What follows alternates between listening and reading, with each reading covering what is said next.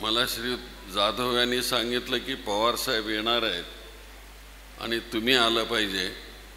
पवार साहेब आमच्या सोलापूरला येतात म्हणजे हे आमचं नाही त्यांचंच आहे सोलापूर, तर इथे येत आहेत म्हटल्यानंतर मी कसा येऊ शकणार नाही. मी आत्ताच आलो इथे आणि परत मी पण जाणार आहे, तर त्यांच्या आग्रहाखातर मी इथे आलो.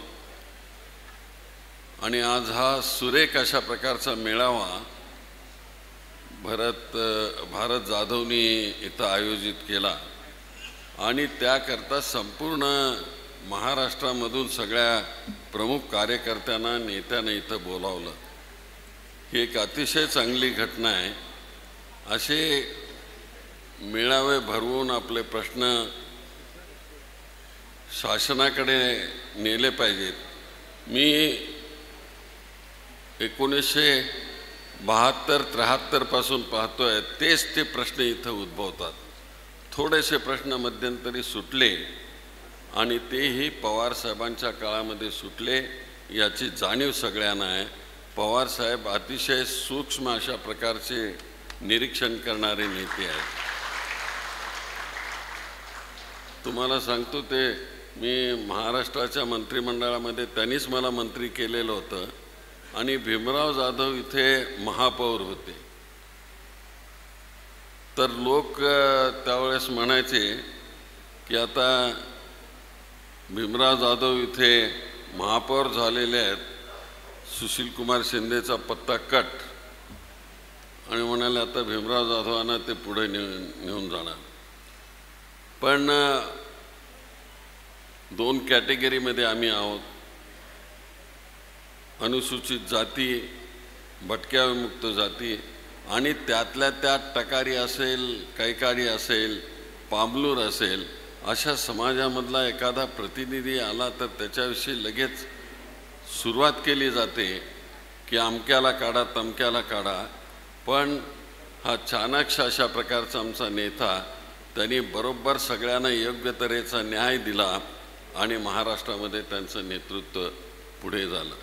भीमराव जाधव साहेबांना आमदार करा अशा प्रकारची भूमिका लोकांच्यामध्ये मांडणं याला सुद्धा ताकद लागते आणि तो विचार पुढे आला पाहिजे अशा प्रकारची भूमिका शरदरावांनी घेतलेली होती.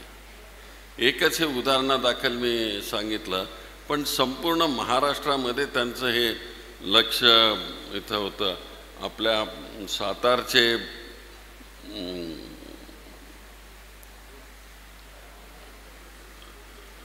आमदार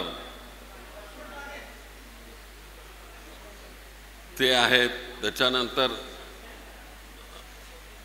आमचे दुसरे शांताबाईचा मुलगा काळे, त्यांना देखील बारीक अशा प्रकारचं लक्ष, त्यांना देखील आपल्याला संधी दिली पाहिजे अशा प्रकारची भूमिका त्यांनी मांडली.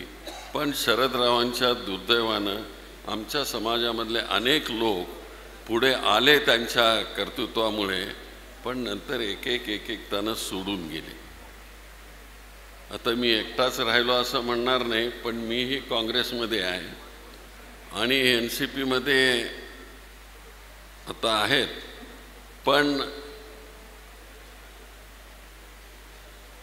ज्या तऱ्हेनं आमच्या भीमराव जाधवांचे चिरंजीव त्यांनी सांगितलं की आम्ही कुठे असलो तरी एकमेकांच्या संगतीमध्ये आम्ही आहोत. आमचा विचार कधी तुटला नाही, आमची एकतेची शक्ती कधी तुटली नाही. लोक अनेक वेळेस आम्हाला तोडण्याचा प्रयत्न करतात. ह्या इथे सेटलमेंटमध्ये सुद्धा शरदराव त्यावेळेस मला आठवतं की आज त्याला 40 वर्ष झाली, ते रात्रंदिवस इथल्या लोकांना मदत करायचे आणि तिथं बोलून ते मग ते हिरालाल जाधवसारखा कार्यकर्ता असेल, खेळाडू, त्यांचे सगळे सहकारी असतील, त्या सगळ्यांच्याकडे देखील त्यांचं लक्ष असायचं. शरदरावांच्या सारखा चाणक्य नेता महाराष्ट्राला असं कधी मिळणार नाही आणि ज्या तऱ्हेनं महाराष्ट्रामध्ये त्यांनी नेतृत्व दिलं आणि लहान लहान लोकांना पुढे नेण्याचा प्रयत्न केला ते क्वचितच. ज्याचा उल्लेख इथं केला की राजीव गांधींना इथं आणलेलं होतं भीमराव जाधवांच्या नेतृत्वाखाली ती बैठक झालेली होती. खूप मोठी अशा प्रकारची ती बैठक झालेली होती आणि सातत्यानं भीमराव जाधव आणि त्यांचे सहकारी ह्या ज्या मागण्या आत्ता मांडल्या त्या तेव्हापासूनच्या चालत आलेल्या आहेत. पण विभाग आणि हे क्षेत्रीय आरक्षण आहे ते सगळं काढण्याकरता म्हणून प्रयत्नशील आहात. आत्ता देशामध्ये जे सुप्रीम कोर्टाने निकाल दिला त्यामध्ये क्रिमिनल लेअरचा एक प्रश्न यामध्ये आलेला आहे आणि त्याच्या निकालाच्या व्यतिरिक्त तो प्रश्न आलेला आहे.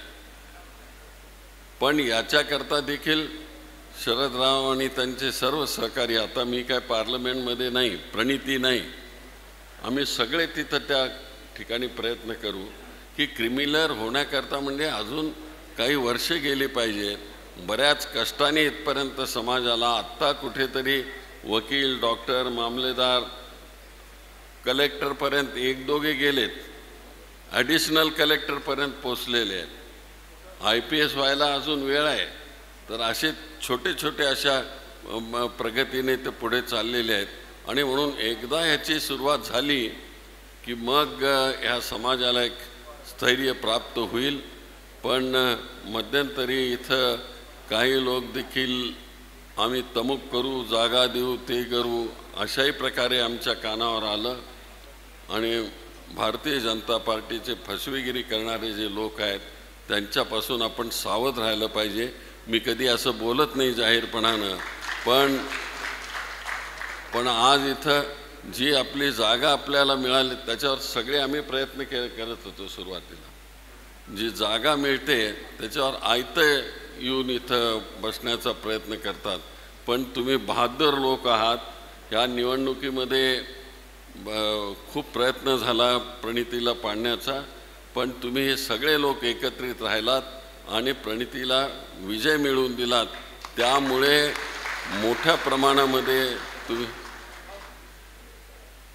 मोठ्या प्रमाणामध्ये इथे जी भूमिका घेतली गेली हा सर्वसमावेशक अशा प्रकारची जी सोशल चेंजची प्रक्रिया आहे ती कुठेतरी बदलण्याचा कार्यक्रम भारतीय जनता पार्टी करते आहे.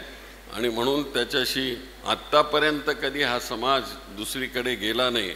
पण काही थोड्या लोकांना आमिष दाखवून हे लोक काही करण्याचा प्रयत्न करतात. त्याला ते बळी पडत नाहीत आणि पडू नये. कारण हा सगळा जो प्रपंच आहे तो सामाजिक समतेचा विचार करून आपण हा प्रयत्न केलेला आहे. तुम्हाला माहिती असेल की 2003ला मी मुख्यमंत्री झालो त्यावेळेस सामाजिक समतेचा आपण विचार करून आपण बजेट मांडलं आणि लोकांना जमिनीसुद्धा देण्याचा प्रयत्न केला. ज्यांना जमीन नाही त्यांना जमीन देण्याचा प्रयत्न केला. मुलांना परदेशी पाठवण्याचा प्रयत्न केला. तर हे सगळे प्रयत्न सत्ता आल्यानंतर येतात आणि त्याचे इंटेलिजंट अशा प्रकारचं नेतृत्व त्याला मिळालं की ते पुढं जाण्याकरता प्रयत्न करतात. आणि शरदरावांच्या नेतृत्वाखाली आम्ही सगळे तयार झालो. जे काही 5-6 लोक होतो ते त्याच विचाराने आम्ही पुढे जाण्याचा प्रयत्न करतो. आजसुद्धा मी मुंबईत होतो आणि तिथून आलो. शरदराव इथं येत आहेत म्हटल्यानंतर का एवढ्याच करता की शरदरावांच्या सारखा नेता भटक्या आणि विमुक्त जातीच्या ह्या लोकांचे प्रश्न घेऊन उद्या पार्लमेंटमध्ये भांडेल आणि हे क्षेत्रीय रक्षण आहे ते क्षेत्रीय रक्षण देखील काढण्याचा प्रयत्न ते करतील. वेळ कमी आहे, खूप बोलण्यासारखं आहे.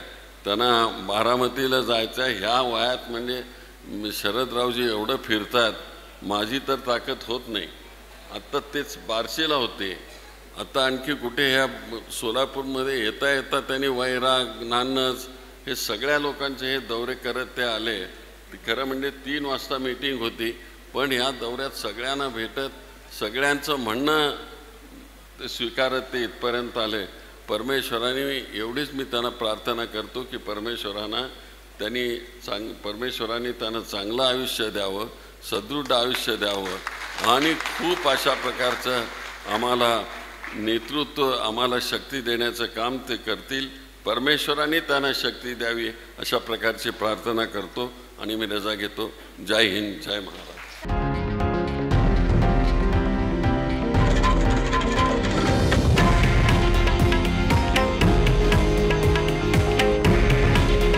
हे आहे देशातील नंबर 1 न्यूज नेटवर्क आणि आपण पाहत आहात TV9 मराठी.